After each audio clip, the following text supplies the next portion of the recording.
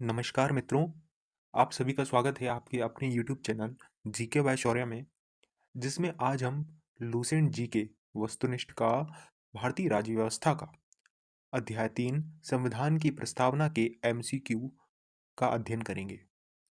तो चलिए शुरू करते हैं।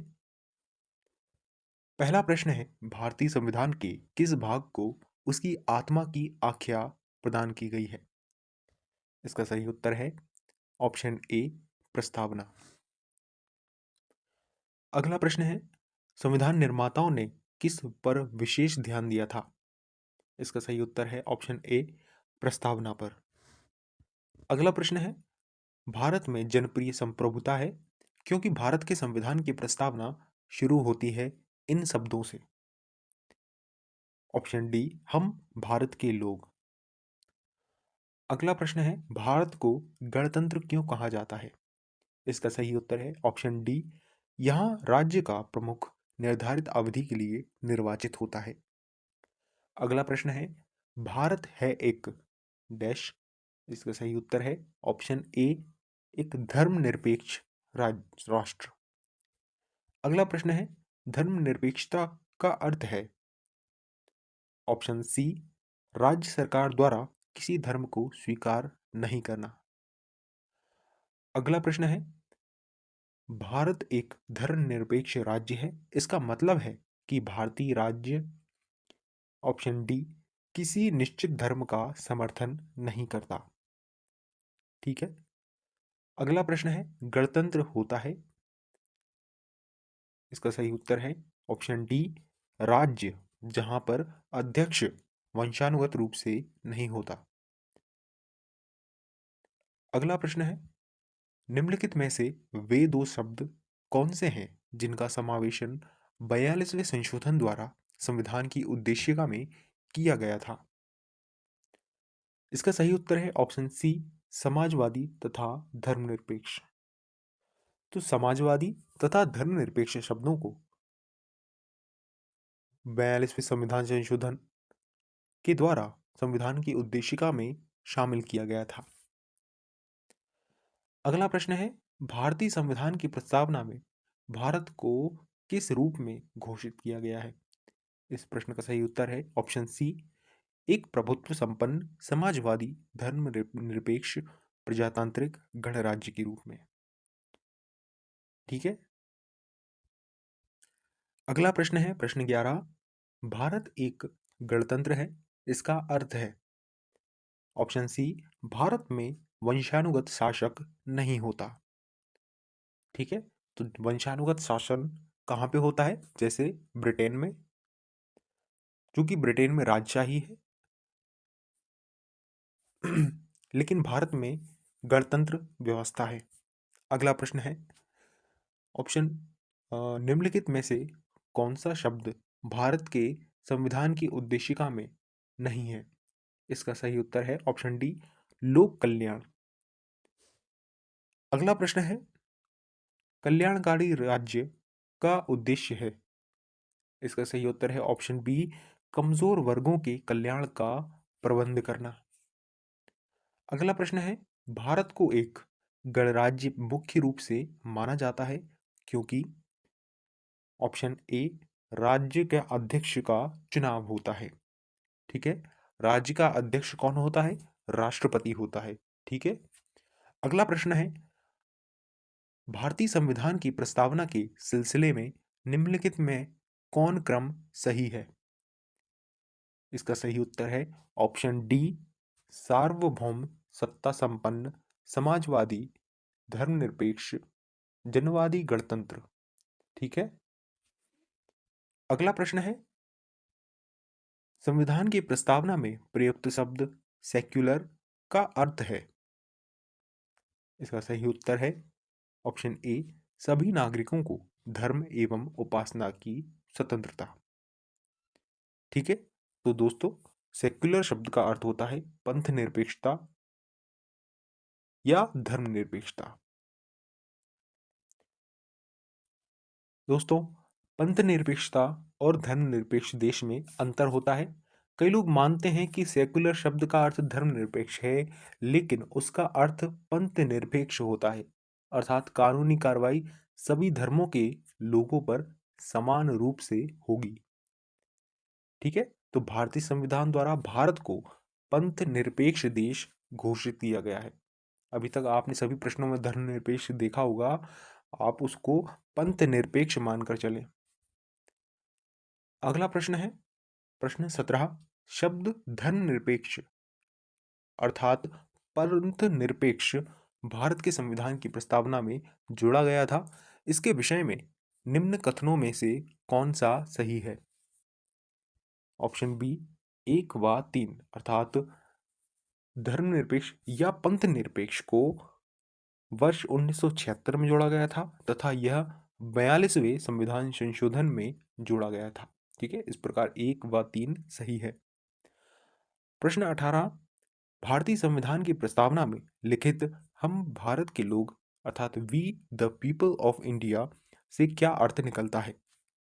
इसका सही उत्तर है ऑप्शन बी संविधान का निर्माण भारत की जनता के द्वारा हुआ है। अगला प्रश्न है समाजवाद का अर्थ होता है। ऑप्शन सी सामाजिक न्याय से। ठीक है, समाजवाद अर्थात सोशलिज्म।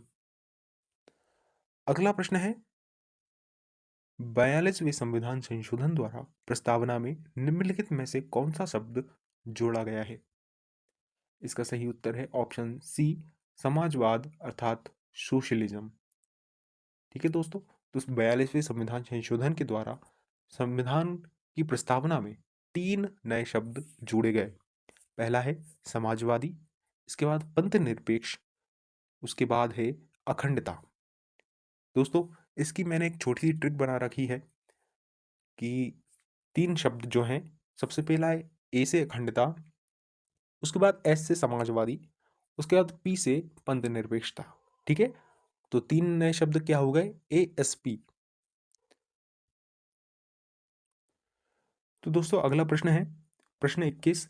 भारतीय संविधान की आत्मा किसे कहा जाता है? इसका सही उत्तर है ऑप्शन ए प्रस्तावना को। अगला प्रश्न है भारत में लौकिक सार्वभौमिकता है क्योंकि संविधान की प्रस्तावना प्रारंभ होती है।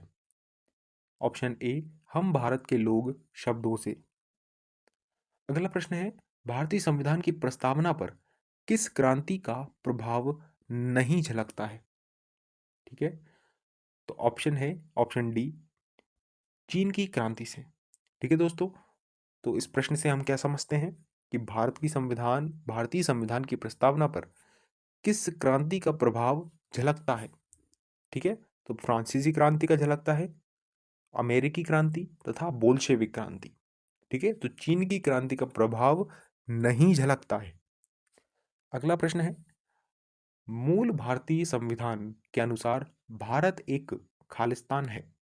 इसका सही उत्तर है ऑप्शन ए प्रभुत्व संपन्न लोकतंत्रात्मक गणराज्य। अगला प्रश्न है संविधान के अंतर्गत भारतीय लोकतंत्र के आदर्शों को हम कहाँ देख सकते हैं? इसका सही उत्तर है ऑप्शन बी प्रस्तावना में। अगला प्रश्न है 42वें संविधान संशोधन अधिनियम 1976 द्वारा प्रस्तावना में किस शब्द को नहीं जोड़ा गया? दोस्तों अभी हमने बात करी कि इस संविधान संशोधन अधिनियम द्वारा 1976 में ASP को जोड़ा गया था। ठीक है, तो ASP में क्या क्या था? अखंडता, समाजवादी तथा पंथ निरपेक्ष। ठीक है, तो हमें इसमें क्या दिख रहा है? ऑप्शन सी गुट निरपेक्ष। ठीक है, तो गुट निरपेक्ष को नहीं जोड़ा गया था। अगला प्रश्न है प्रश्न 27। भारतीय संविधान की प्रस्तावना के बारे में कौन सा कथन सही है? इसका सही उत्तर है ऑप्शन बी उक्त शब्द 1976 में संशोधन द्वारा जोड़े गए। ठीक है, एक बार इसको पूरा पढ़ना पड़ेगा। ऑप्शन ए क्या है? समाजवादी धर्मनिरपेक्ष शब्द 1950 में लागू संविधान के अंग थे। ऑप्शन सी उक्त शब्द 1985 के संशोधन में जोड़े गए। चौथा है उक्त शब्द संविधान की प्रस्तावना के अंग नहीं है। यहाँ पर उक्त शब्द अर्थात समाजवादी तथा धर्मनिरपेक्ष की बात हो रही है। तो इन दोनों को 1976 के संशोधन में जोड़ा गया था। अगला प्रश्न है, भारतीय संविधान ने किस प्रकार के लोकतंत्र को अपनाया है? इसका सही उत्तर है ऑप्शन डी, लोकतांत्रिक गणतंत्र को। अगला प्रश्न है, भारतीय संविधान की प्रस्तावना में वर्णित लोकतंत्र को किस रूप में स्वीकारा गया है? इसका सही उत्तर है ऑप्शन डी, उपर्युक्त सभी। ठीक है, तो भारतीय संविधान में राजनीतिक लोकतंत्र राजतंत्र है, आर्थिक लोकतंत्र है तथा सामाजिक राजतंत्र है। ठीक है, इन सभी रूपों को भारतीय संविधान की प्रस्तावना में स्वीकारा गया है। अगला प्रश्न है, भारतीय संविधान की प्रस्तावना के अनुसार भारत के शासन की सर्वोच्च सत्ता किस में निहित है? इसका सही उत्तर है ऑप्शन ए, जनता में।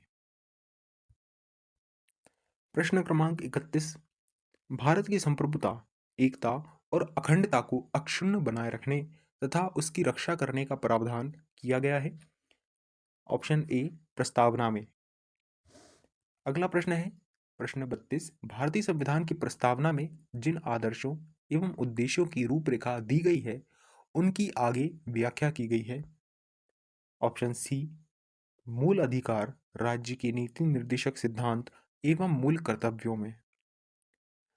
अगला प्रश्न है प्रश्न 33, संविधान सभा में प्रस्तुत उद्देश्य प्रस्ताव में अभिव्यक्ति विचार को भारतीय संविधान के किस भाग में पूर्णतः शामिल किया गया है?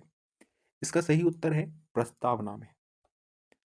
अगला प्रश्न है, भारतीय संविधान की प्रस्तावना से क्या स्पष्ट नहीं होता है? इसका सही उत्तर है संविधान को लागू करने की तिथि। ठीक है, अगला प्रश्न है, निम्नलिखित में से किन उद्देश्यों को भारतीय संविधान उद्घोषित नहीं करता है? इसका सही उत्तर है ऑप्शन डी, अंतर्राष्ट्रीय शांति और सुरक्षा की अभिवृद्धि। अगला प्रश्न है, भारत के संविधान में प्रदत्त हमारे देश का नाम क्या है? इसका सही उत्तर है ऑप्शन सी, इंडिया अर्थात भारत। भारत के संविधान के अनुच्छेद 1 में ही हमारे देश का नाम इंडिया अर्थात भारत दिया गया है। ठीक है, अगला प्रश्न है प्रश्न 37, भारतीय संविधान किसके द्वारा स्वीकृत है? इसका सही उत्तर है ऑप्शन डी, भारत की जनता द्वारा। अगला प्रश्न है 38, भारत की संप्रभुता किस में निहित है? इसका सही उत्तर है ऑप्शन डी, भारत की जनता में।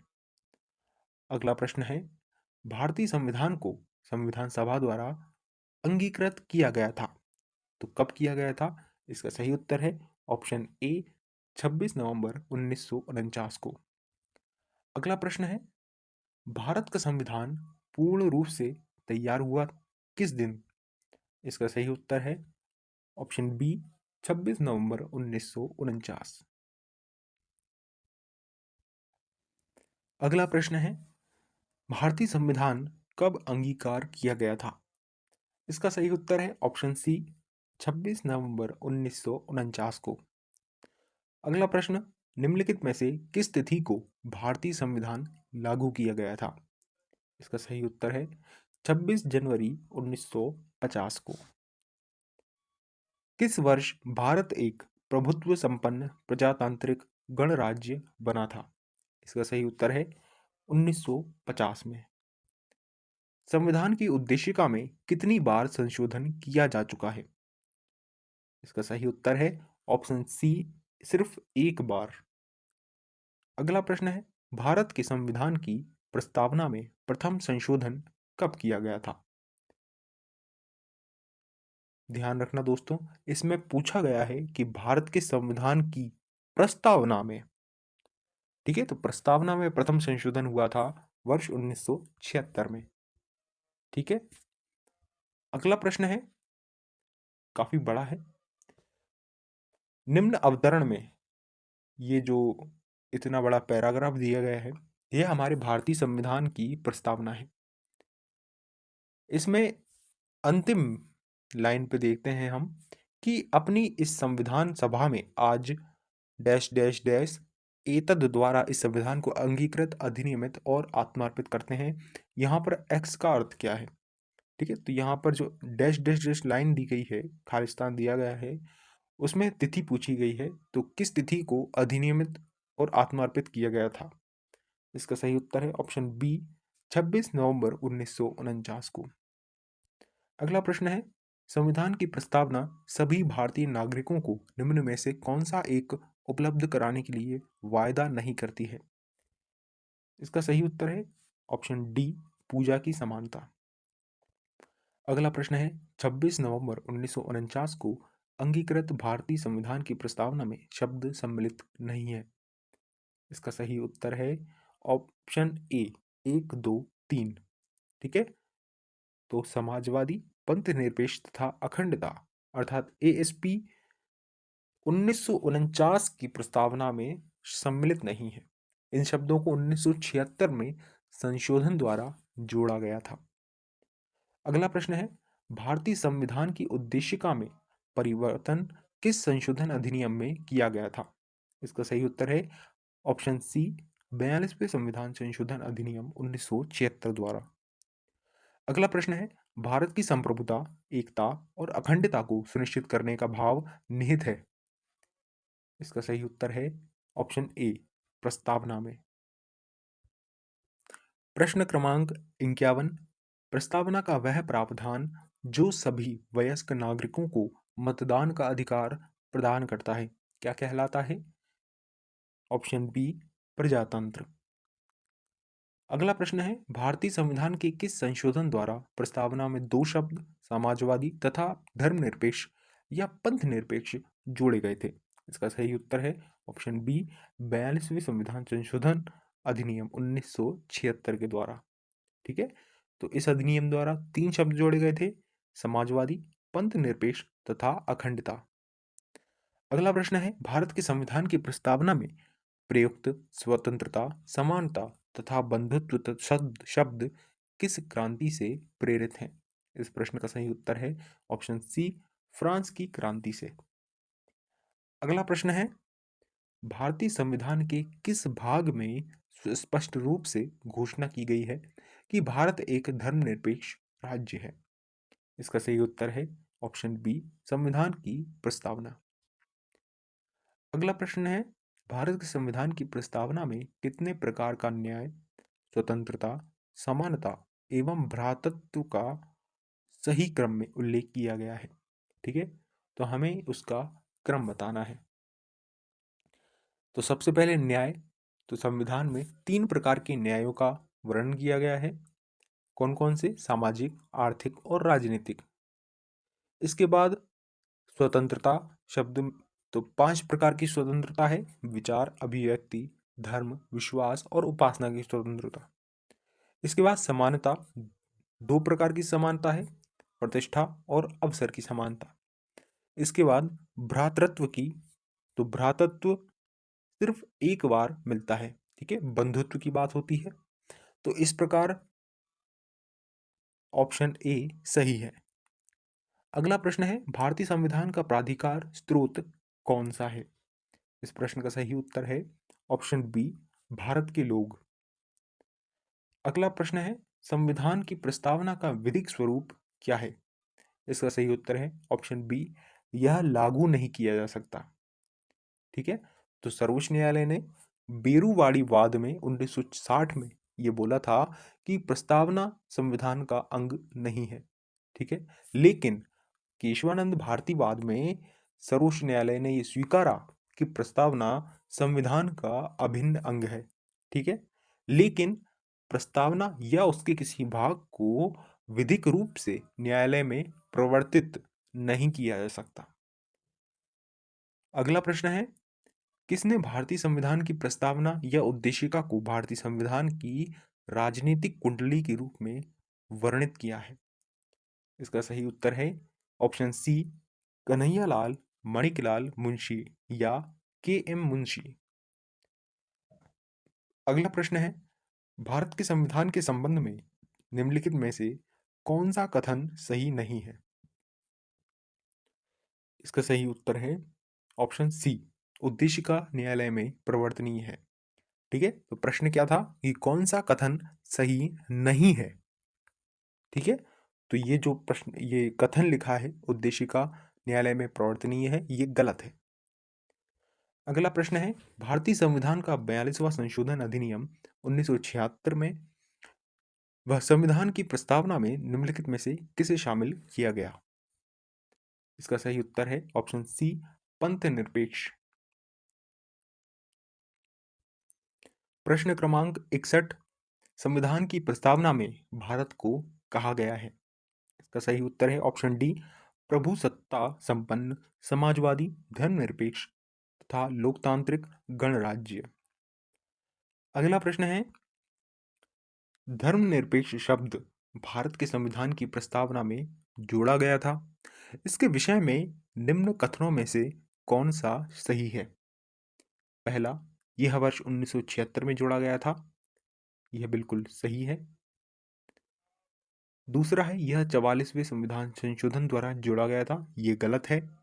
अगला है, यह 42वें संविधान संशोधन द्वारा जोड़ा गया था, ये बिल्कुल सही है। चौथा है, यह मूल प्रस्तावना में था, ये गलत है। तो इस प्रकार ऑप्शन बी 1 और 3 सही हुए। अगला प्रश्न है, 42वें संविधान संशोधन द्वारा प्रस्तावना में निम्नलिखित में से कौन सा शब्द जोड़ा गया था? इसका सही उत्तर है ऑप्शन सी, समाजवाद। अगला प्रश्न है, भारतीय संविधान की प्रस्तावना में लिखित हम भारत के लोग से क्या अर्थ निकलता है? इसका सही उत्तर है ऑप्शन बी, संविधान का निर्माण भारत की जनता द्वारा हुआ है। अगला प्रश्न है, भारतीय संविधान में समवर्ती सूची किसके संविधान से ली गई है? इसका सही उत्तर है ऑप्शन डी, ऑस्ट्रेलिया। ठीक है, तो ऑस्ट्रेलिया के संविधान से समवर्ती सूची का प्रावधान लिया गया है। अगला प्रश्न है, संविधान की उद्देशिका के संबंध में निम्न स्थानों पर विचार कीजिए और दिए गए कूट की सहायता से यह बताइए कि इनमें से कौन सही है। इसका पहला कथन है, नेहरू द्वारा प्रस्तुत ऑब्जेक्टिव प्रस्ताव अंततोगत्वा उद्देशिका बना, बिल्कुल सही है। अगला है, इसकी प्रकृति न्याय योग्य नहीं है, यह भी बिल्कुल सही है। अगला है तीसरा, इसका संशोधन नहीं किया जा सकता, यह गलत है। ठीक है। चौथा है, संविधान के विशिष्ट प्रावधानों को यह रद्द नहीं कर सकता। ठीक है, तो इस प्रकार 1, 2 और 4 ये तीनों सही हैं, जबकि तीसरा जो है वो गलत है। ठीक है, तो इस प्रकार ऑप्शन बी सही है। अगला प्रश्न है, भारतीय संविधान लागू हुआ था? इसका सही उत्तर है ऑप्शन ए, 26 जनवरी 1950 को। अगला है, भारतीय संविधान की प्रस्तावना में समाजवाद शब्द कब जोड़ा गया था? इसका सही उत्तर है ऑप्शन सी, 1976 में 42वें संविधान संशोधन अधिनियम के द्वारा समाजवाद शब्द को जोड़ा गया था। अगला प्रश्न है, प्रस्तावना का कौन सा हिस्सा हम भारत के लोग से शुरू होता है? इसका सही उत्तर है ऑप्शन सी, प्रस्तावना का प्रारंभ। अगला प्रश्न है, भारतीय संविधान की प्रस्तावना में धर्मनिरपेक्ष शब्द को जोड़ने का मुख्य उद्देश्य क्या था? इसका सही उत्तर है ऑप्शन डी, अर्थात उपयुक्त सभी। ऑप्शन ए है, सभी धर्मों का सम्मान करना, धार्मिक स्वतंत्रता प्रदान करना, सरकार और धर्म के बीच स्पष्ट विभाजन करना। यह सभी विकल्प सही हैं। ठीक है दोस्तों, तो इस प्रकार संविधान की प्रस्तावना से संबंधित समस्त वस्तुनिष्ठ समाप्त होते हैं। यदि आपको यह वीडियो पसंद आई हो तो कृपया लाइक करें तथा इसके साथ सब्सक्राइब बटन दबा दीजिए। धन्यवाद।